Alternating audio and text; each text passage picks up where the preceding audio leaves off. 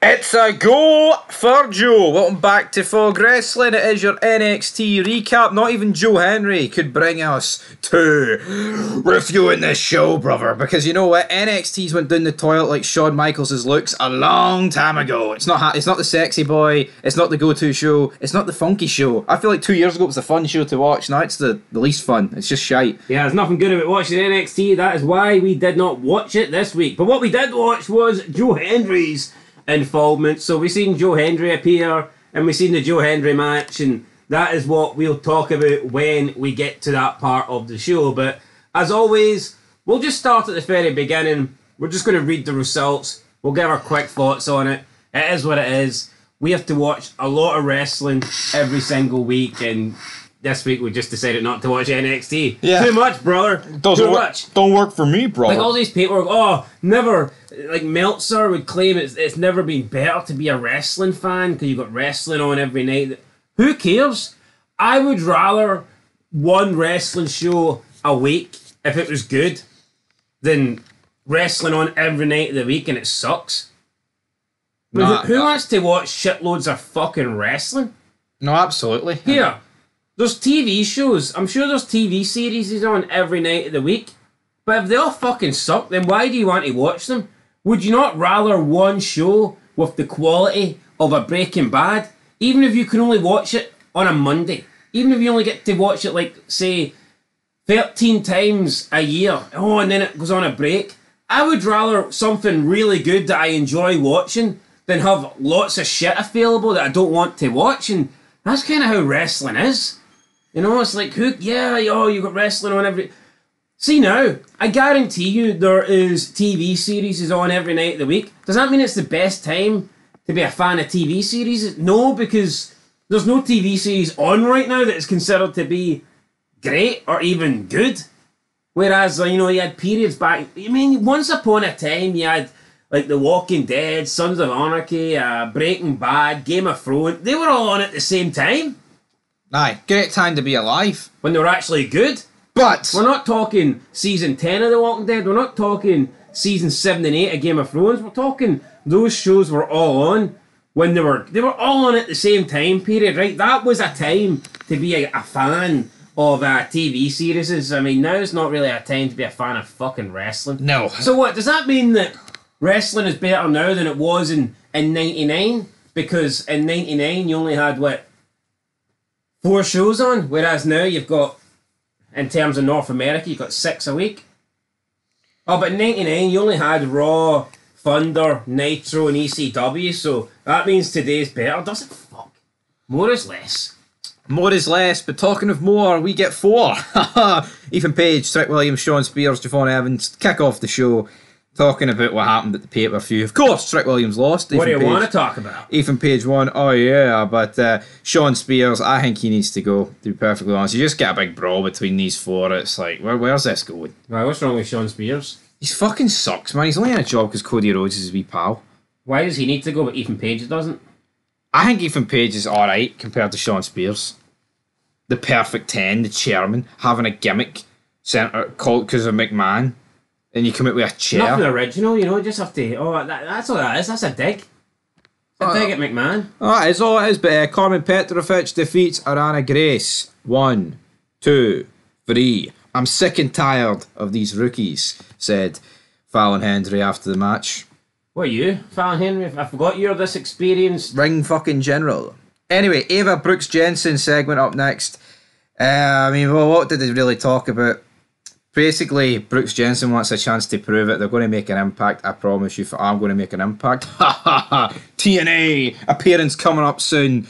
But, Ava Rain sucks. It should be someone much better. Look at William Regal in like a behind-the-scenes role. But Shawn Michaels also backstage behind the curtain. But they send out Ava Rain to cut these promos.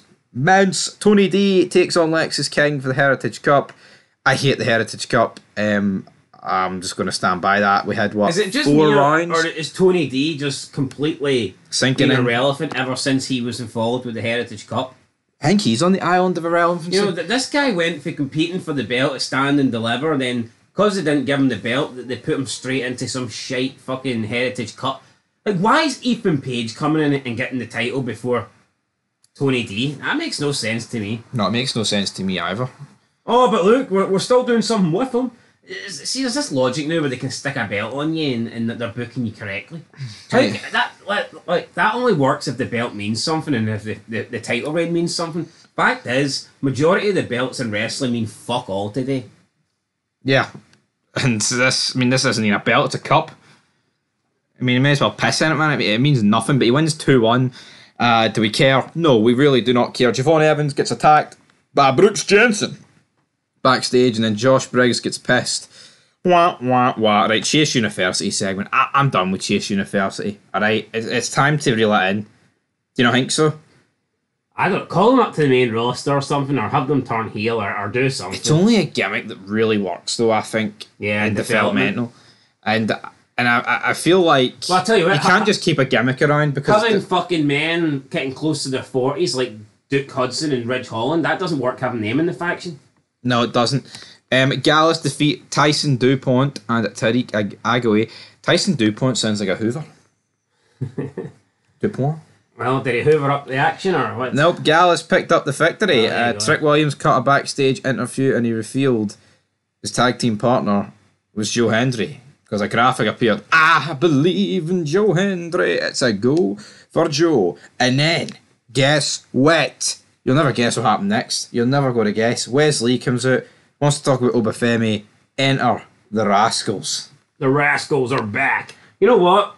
I don't care for them, but I'm kind of glad that Wwe Nxt guy's got another opportunity to be in NXT because it's bullshit how he got fired the first time, so I guess that's a positive. Who knows? But this whole relationship between NXT and TNA, it's going to end in disaster for TNA because NXT is just going to take everybody that they want and TNA is going to be left with absolutely nothing. Yeah. Unless there's money involved. That I think unless WWE are paying TNA money to maybe be like a feeder company for them, that's the only way it makes sense for TNA. And considering how TNA are always skint and struggling for money, that probably makes sense. But if this is purely just a talent-based like swap that they're doing, then it doesn't work because TNA, on one hand, they're only getting the shit people for NXT, whereas they seem to be sending their best to NXT. Plus, WWE NXT will be using this as like a trial period. They're going to be sending people in. NXT is going to be like, yep, we like him. He got over. The fans liked him. He did well in the ratings. Blah, blah, blah, blah, blah. We'll take him permanently. They'll offer the guy a contract, and that's him. He's already got one foot in the door, and then he'll jump both feet in, and they'll be signed to new contracts. And we will see that slowly but surely, TNA will start losing all their people to WWE NXT. That is going to happen. And another thing, if you're Dolph Ziggler, right, and you've took a chance and you've left WWE and you didn't go to AEW, you went to TNA, you know, you're taking a risk, you're trying to get yourself over, you're trying to maybe push this company, how, like, flat does it feel that you literally go to TNA and then all of a sudden TNA and WWE are doing a deal? And it's like, you could have still been employed by WWE, getting WWE money and appearing in TNA anyway. Yeah, I know. I think it is a weird deal when you break it down. It doesn't make any sense. And I mean, all TNA seem to be getting out of it is when someone appears, they just post a fucking repost a clip of them in their company about 15 years ago. Some YouTube revenue, like, I mean, yeah. But nah, it does suck for Dolph Ziggler, I think, and like a Dana Brooke. Yep. I don't think it's a good look for them. Leaving the WWE, taking a big chance, going to TNA, and then TNA and WWE start doing a partnership anyway, so it's like, right, okay. It just doesn't feel special, them leaving anymore. No. And I think initially... when Dolph Ziggler first went, the very next night, Jordana Grace was in the Royal Rumble. Jordana. Anyway, fourth match, Tia Hale defeats Izzy Dame. We move on. Good Brothers take on OTM. So just mirrors like a lot of women in NXT, but there's just like zero characters or like personalities. They're all just women that can wrestle. Yeah. And I get it, right? Yeah, it's probably the most attractive roster in wrestling, like, but it's just not enough, isn't it? No, it's just people that are green and rookies and nobody's really getting over. Yeah, doing nothing, man. It's just simply wrestling at the end of the day, right? The Good Brothers get beat by OTM. Why are they here? Move on. I mean, seriously, fuck me. Maybe they'll end up in TNA. How many? They were in AEW, they were in TNA, they've literally been in every company in like the past couple of years, man. No good. Them here. Yeah, why see TNA back to that deal? Why are they not saying, right, give us AJ Styles? I'm sure AJ Styles would actually like the opportunity to go back to TNA and have like a one-off like run, but still stay in WWE, because like his career's coming to an end soon, and you know the guy doesn't want to end his career in TNA, right? He doesn't want to go into the minor leagues. Anyone in their right mind would want to end on a high, and ending on a high is being with WWE. But this partnership gives AJ Styles the perfect opportunity to actually go back to TNA and maybe have a big match at like a Bound for Glory or one of their big pay-per-views, have a big run, maybe even have a short run as a TNA champion before going back to WWE and doing what he does best. Like, I'm surprised that maybe that will happen in the future, but I think that'd be a good deal for everybody involved. No, I agree. So AJ Styles is like one of the few. He's like probably the only top person that wouldn't consider it like a demotion going to TNA. Aye, because it's his home. Yeah, but you know what? You know, like most top guys or mid-card guys in WWE won't want to go to TNA. No, unless they were formerly of TNA. But there's not many of them floating about, really. And even those ones, like LA Knight, do you think he really cares about No, Eli Drake?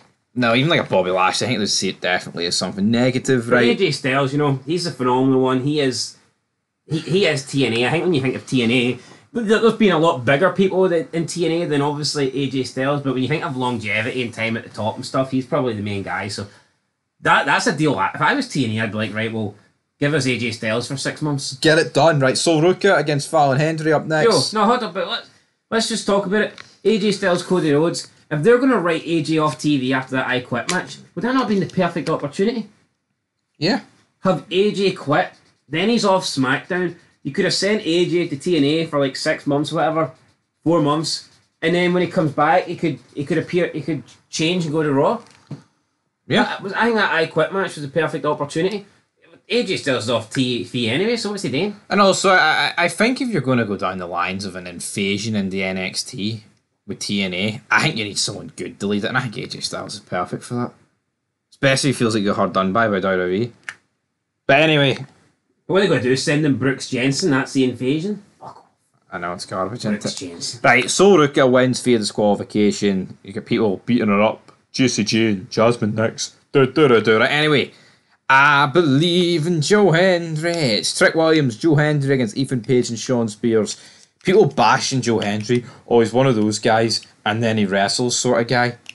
Like, he's great till he wrestles. The guy's wrestling ability's fine. Hold on, he's the best wrestler in that match, hands down. He's the one that's pulling off believable moves. Just because he's not doing flips and flops and flies. I seen someone on Twitter post like a 19-second clip of Sol Ruka versus Kalani Jordan at Heatwave, and it was literally gymnasts, and they're saying, "Oh, what a 5-star match from 2 rookies. This is why NXT made the correct decision. 450 clothesline. This is why NXT made the correct decision, bringing out a Women's North American Championship."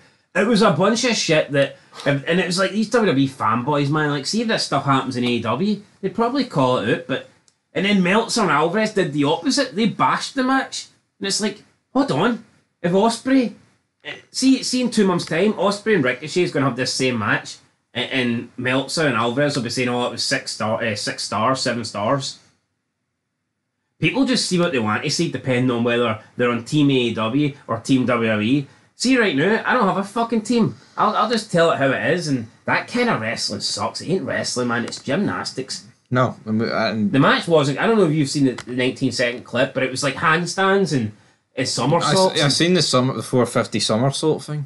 And people are going, "Oh, what a match." No, you want a match, you watch the 2003 Royal Rumble, Angle Benoit. That's a wrestling match. What we're seeing here isn't.